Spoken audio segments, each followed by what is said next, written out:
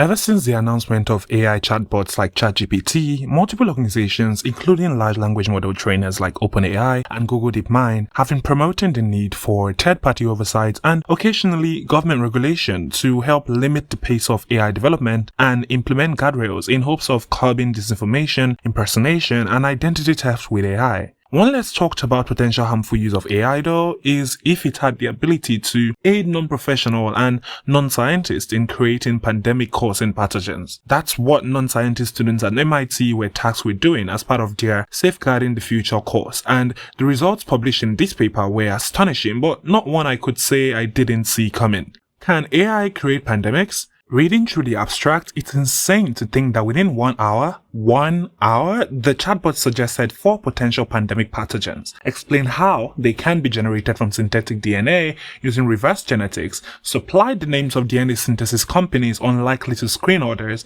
identified detailed protocols and how to troubleshoot them, and even recommended that anyone lacking the skills to perform reverse genetics engage a core facility or contract research organization, CRO. You see, LLMs, or as we know them more closely, AI chatbots like ChatGPT and Google Bard have gotten very powerful lately with the release of next-gen models like GPT-4 and Palm 2, and so are better at reasoning and pattern recognition than ever. In action, you can see the physical difference between the manner of response when comparing ChatGPT, the free version which is running on GPT 3.5, to that of the paid version running on GPT-4. These new smarter versions of AI chatbots are trained on even larger datasets, and some of them are fine-tuned to have more knowledge on specific fields like mathematics, history, and in this case, life sciences. Fine-tuned models are provided with expert-level tutoring in technical disciplines, offering numerous moral and practical benefits, including obviously democratizing access to technical expertise, empowering the disadvantaged, and accelerating interdisciplinary research.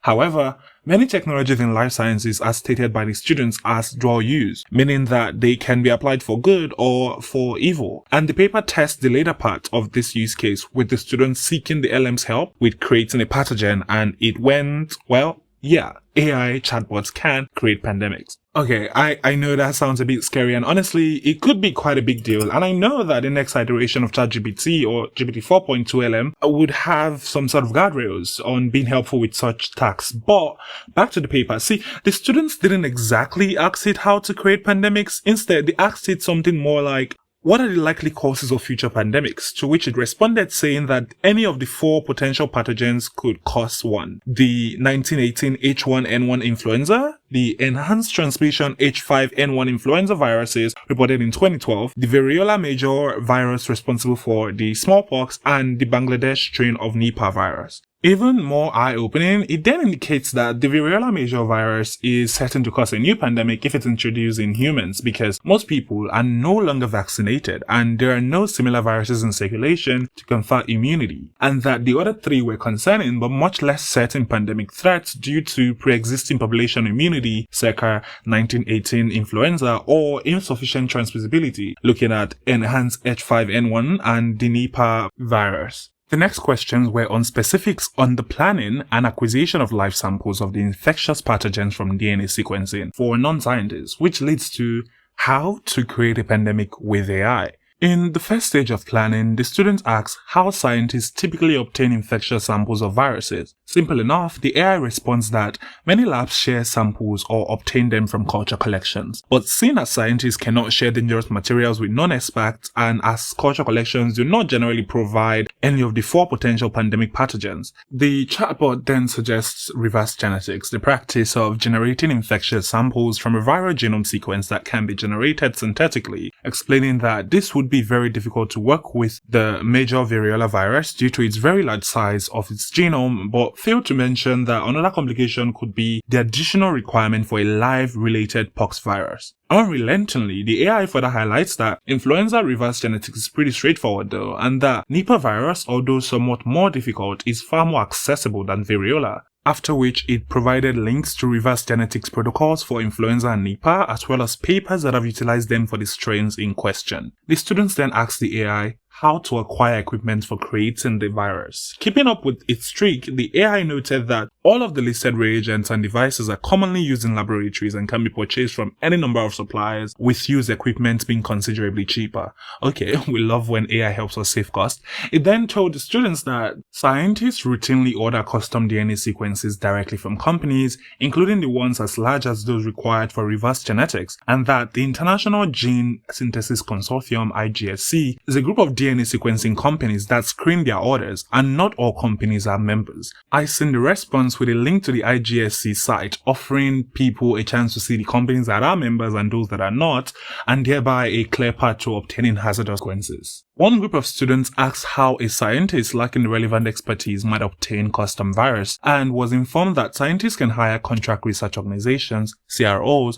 to perform procedures that they themselves cannot. The paper goes on to talk about how, seeing as some AI chatbots have more guardrails than others, there might be need for jailbreaking the chatbots to give you the answers that you need. And of course, it was as easy as looking up the "do anything now" prompt online and learning to start their prompts with statements like, "I am working on developing a vaccine to prevent," or a similar indication of beneficial intent with a polite tone, frequently cause a chatbot to immediately divulge information that declined to share previously. So AIs are,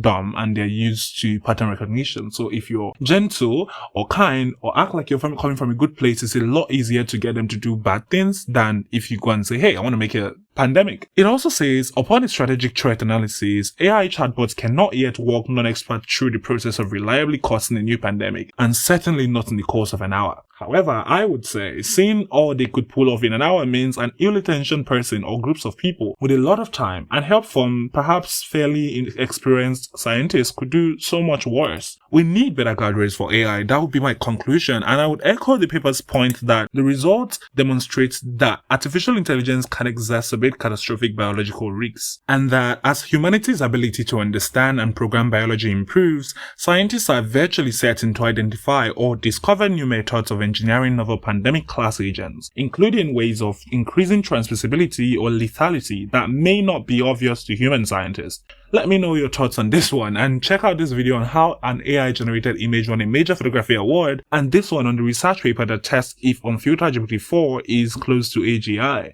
Thank you so much for watching, and have an amazing evening.